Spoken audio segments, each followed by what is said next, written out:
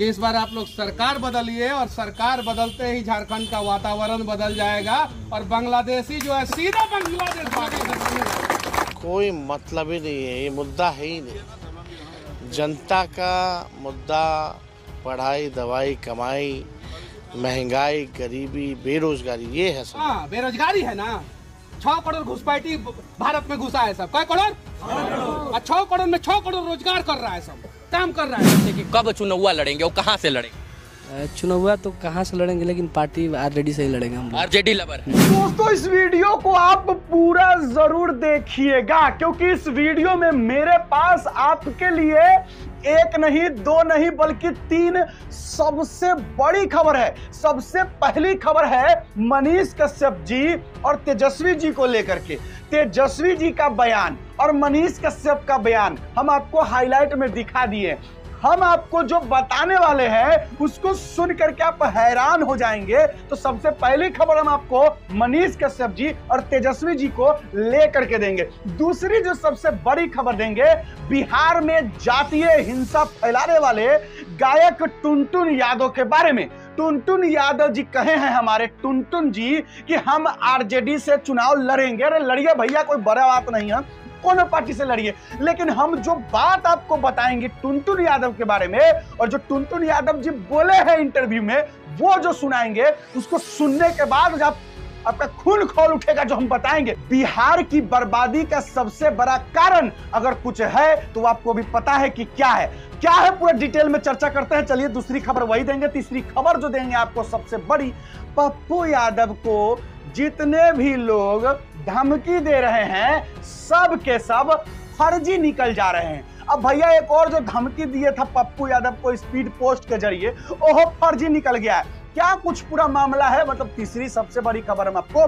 वही देंगे। आइए वीडियो की शुरुआत करते हैं। नमस्कार, मेरा नाम बिट्टू सिंह। आप इस वीडियो को द बिट्टू सिंह पर देख रहे होंगे। हम चाहेंगे प्लीज वीडियो को लाइक कर दीजिएगा। अच्छा चलिए शुरुआत करते हैं सबसे पहली खबर से, और वो सबसे पहली खबर जो है वो है तेजस्वी यादव को लेकर के। देखिए दोस्त, झारखंड में चुनाव चल रहा है, आपको पता है।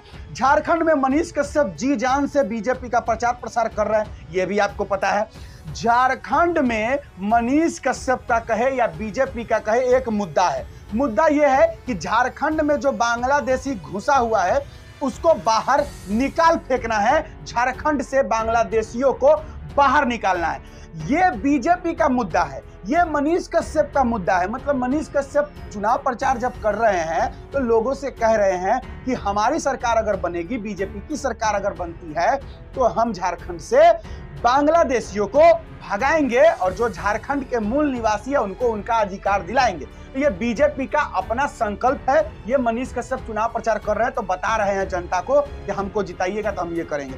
तेजस्वी यादव से जब पूछा गया कि तेजस्वी जी बीजेपी का ये संकल्प है तो आप क्या कहते हैं इस पर, तो तेजस्वी जी कहे कि ये तो फालतू है। क्या मतलब, ये कोई मुद्दा में मुद्दा होता है? मुद्दा बेरोजगारी, ये कोई मुद्दा ही नहीं है। अब हम आपको ऐसा क्यों कह रहे हैं? हम पहले चाहेंगे कि आप पहले तेजस्वी जी को सुनिए, उसके बाद जो हम सुनाएंगे, हम बताएंगे, उससे आपको हैरानी होगा। पहले तेजस्वी जी को सुनिए। झारखंड में बीजेपी घुसपैठ का मुद्दा उठा रही, खास करके सेकंड फेज में कर रही है कि संथाल परगना में बोल कोई मतलब ही नहीं है, ये मुद्दा है ही नहीं। जनता का मुद्दा पढ़ाई, दवाई, कमाई, महंगाई, गरीबी, बेरोजगारी, ये है सब। क्या है? सरकार बदल के देखिए। इस झारखंड में अगर जिस दिन आप लोग सरकार बदल दिए ना, इस बार हम कहते हैं ना कि इस बार आप लोग सरकार बदलिए और सरकार बदलते ही झारखंड का वातावरण बदल जाएगा और बांग्लादेशी जो है सीधा बांग्लादेश भागेगा, सीधे। और हाँ, बेरोजगारी है ना।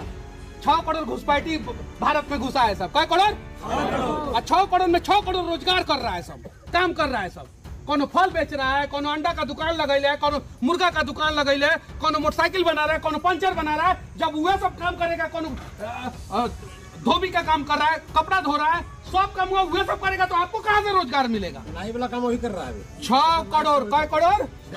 6 करोड़। भारत सरकार के पास सरकारी नौकरी, भारत सरकार और राज्य सरकार के पास सिर्फ 2.5 करोड़ है।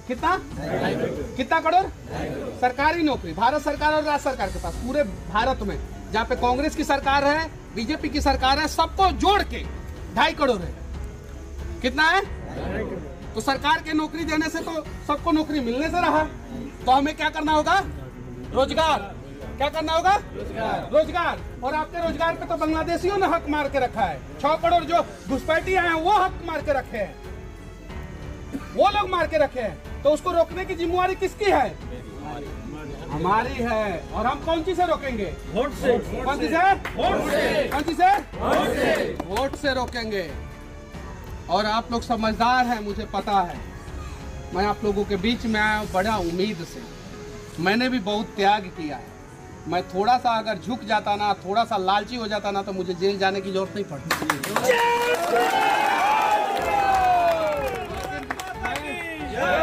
मैं अकेले, भाजपा में तो बाद में शामिल हुआ ना, मैं अकेले तो पूरा लालू के कुनबा से टकरा गया। अब अगर आप तेजस्वी जी को सुन लिए हैं तो अब जरा अंदाज लगाइए। 2 दिन पहले मनीष कश्यप जी वीडियो अपलोड किया अपने चैनल से। उस पर लिखा हुआ था कि बांग्लादेशियों को भगाना है। थंबनेल में आप देख भी रहे होंगे। ठीक उसके 2 दिन बाद आज की हम बात कर रहे, तेजस्वी जी का बयान आता है कि ये कोई मुद्दा में मुद्दा नहीं है। तो क्या मनीष कश्यप जी के चैनल को तेजस्वी जी फॉलो करते हैं? क्या मनीष कश्यप को तेजस्वी जी देखते हैं? क्योंकि अगर तेजस्वी जी नहीं देखते तो उनको कैसे पता चलता कि बीजेपी का ये मुद्दा है या क्या? ये एक सवाल भी है, लेकिन एक तरीके से मेरा ये जवाब भी है कि हाँ, हो सकता है कि तेजस्वी जी मनीष कश्यप को फॉलो करते हो। मतलब फॉलो करने का मतलब देखते हो कि मनीषवा क्या कर रहा है, जरा देखें हम। तो क्या आपको लगता है कि तेजस्वी जी मनीष कश्यप को फॉलो करते हैं? कमेंट बॉक्स में जरूर लिखिएगा। फॉलो करने का मतलब कि तेजस्वी जी क्या मनीष कश्यप को देखते रहते हैं कि मनीष कश्यप क्या कर रहा है, कहाँ जा रहा है, कहाँ घूम रहा है? ये कहने का मतलब क्या लगता है आपको? कमेंट बॉक्स पर अपना राय विचार दे दीजिएगा। चलिए आते हैं दोस्तों दूसरी सबसे बड़ी खबर। टुनटुन यादव, जिसको कहा जाता है कि ये अहिरान स्टार है। भैया स्टार है, अच्छी बात है, लेकिन ये अहिरान स्टार है, ये अच्छी बात नहीं है। बिहार में सबसे ज्यादा जो मारपीट और दंगा फसाद होता है उसमें कहीं ना कहीं जातिवाद जरूर होता है। आज ये टुनटुन यादव गाना जो गाए, भाई गाना गाइए अच्छी बात है, लेकिन जो जाति पे गाना गाए, हम नहीं कहेंगे, लेकिन आपको भी पता होगा कि जातिवादी गाना के कारण टुनटुन यादव तो स्टार बन गया, लेकिन जातिवादी गाना के कारण बिहार में हर जगह दंगा फसाद होता है। मान लीजिए कि कोई यादव की बस्ती है और यादव के बस्ती में कोई राजपूत भूमिहार घुस जाएगा और राजपूत भूमिहार गाना बजाएगा कि बबुआने से हिला, तो यादव वाला गुस्साएगा कि भाई तोरा से कैसे हिला। तो फिर मान लीजिए कि कोई भूमिहार टोली है, चाहे राजपूत का टोला है, चाहे कोनो टोला है मान लीजिए, और उसमें कोई यादव घुस गया, बजा दिया कि पावर होला खाली अहिरे जाति मेरे, मारा सिक्सर के 6 गोली छाती मेरे, तो उससे क्या होगा? भूमिहार सब गुस्साएगा, कहेगा कि कैसे तोरा में पावर है भाई, खाली अहिर में थोड़े पावर होता है।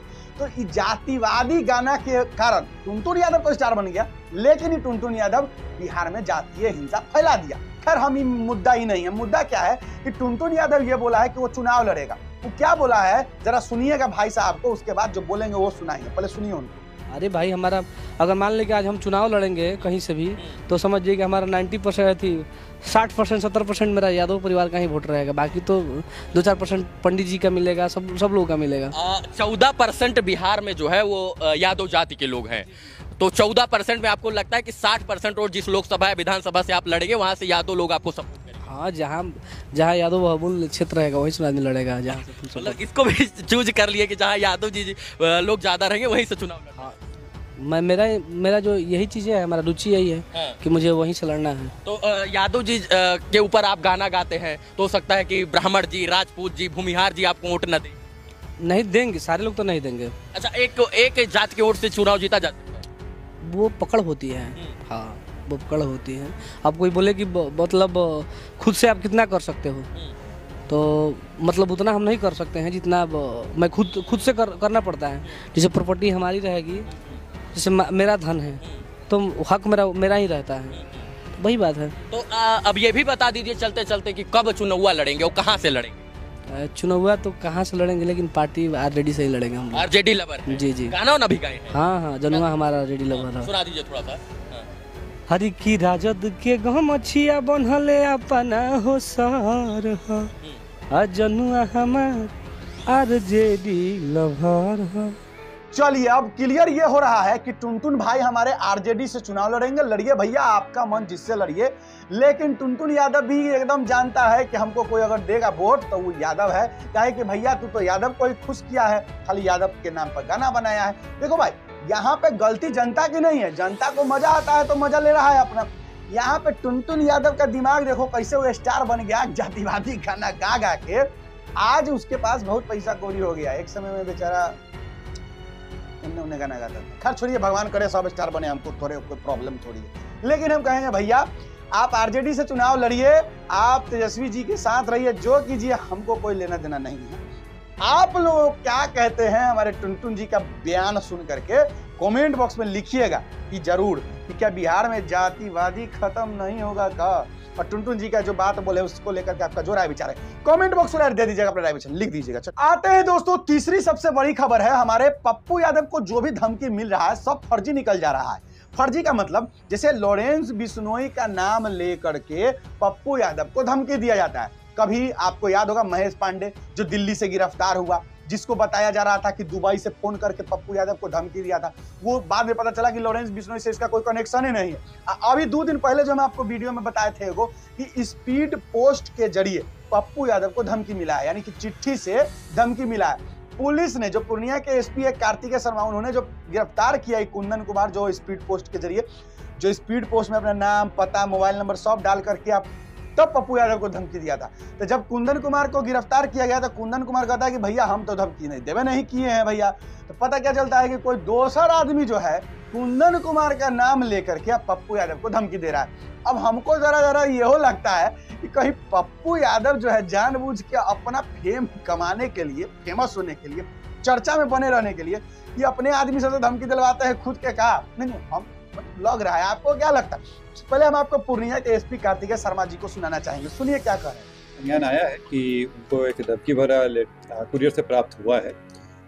इसमें हम लोग इसका नोटिस किए हैं। इसमें चूँकि जैसे आप लोगों को पूर्व से गया था, इस मामले में एक ऑलरेडी कांड दर्ज किया जा चुका था जिसमें एक व्यक्ति की गिरफ्तारी भी की गई थी। उसमें पता चला कि जो व्यक्ति गिरफ्तार हुए थे उनका लॉरेंस बिश्नोई ग्रुप से कोई लेना देना नहीं था और इस तरह के कई मामलों में उनको धमकी मिली है। इन सब पे हम लोग संज्ञान करके जांच कर रहे हैं। इसमें एफआईआर दर्ज किया जा चुका है इसमें और विभिन्न टीम इस पे काम कर रही है। इसमें जो माननीय एमपी साहब हैं उनको भी उचित सुरक्षा दी गई है इसमें और उस पर सुरक्षा का ध्यान दिया जा रहा है। इसमें हर एक जो इस तरह के मामले आ रहे हैं उस पर हम लोग संज्ञान ले रहे हैं। कल का जो मामला आया है उसमें ये है कि उनको कुरियर से एक मिला है जिसमें जिस व्यक्ति के नाम से दिया गया उस व्यक्ति की पहचान की गई, लेकिन उनका ऐसा कोई मामला नहीं पाया गया है। उसमें ये उनके नाम का इस्तेमाल करते हुए किसी अन्य के द्वारा भेजा गया है, जो हम लोग अभी जाँच कर रहे हैं। इसमें आगे कोई कार्रवाई होगी तो आपको बताएंगे। सर लगातार फेक इस तरह का आ रहा है, क्या लग रहा है इसके पीछे? देखिए, चूँकि ये सुरक्षा से संबंधित है, हम लोग हर एक मामले को गंभीरता से ले रहे हैं इसमें और ये मान के चल रहे हैं कि इसमें जब तक कि पूरे रूप से उसका अनुसंधान नहीं कंप्लीट हो जाए, हम लोग मान के चल रहे हैं कि उनको थ्रेट है, उसी हिसाब से कार्रवाई की जाती है। सर वो पहले पकड़ा था उसमें रिमांड लिया गया था। हम लोग जानना चाह रहे थे कि कोई और इन्वॉल्वमेंट है कि नहीं उसमें, लेकिन उसमें भी किसी भी तरह से अभी के अनुसंधान में हम लोगों को उस गिरोह से कोई संबंध नहीं पाया गया है उसमें। तो अगर आगे भी जो व्यक्ति अगर आएंगे उसमें इस पर अगर कुछ आता है तो बताएंगे। लेकिन मैं ये स्पष्ट कर दूं कि हम लोग हर एक जो थ्रेट आ रहा है उसको सीरियस लेके ही चल रहे हैं इसमें। वो महेश पांडे कुछ बताया सर क्या कारण था? तो ये महेश पांडे का जो बताया गया है उसमें तो यही आया कि वो एक अगर कहा जाए तो एक फ्रॉड कॉल टाइप से कहा जाए उसमें, क्योंकि कई तरह के इस मामले आ रहे हैं जहाँ स्टेटमेंट वगैरह आया था उसके द्वारा किया गया था।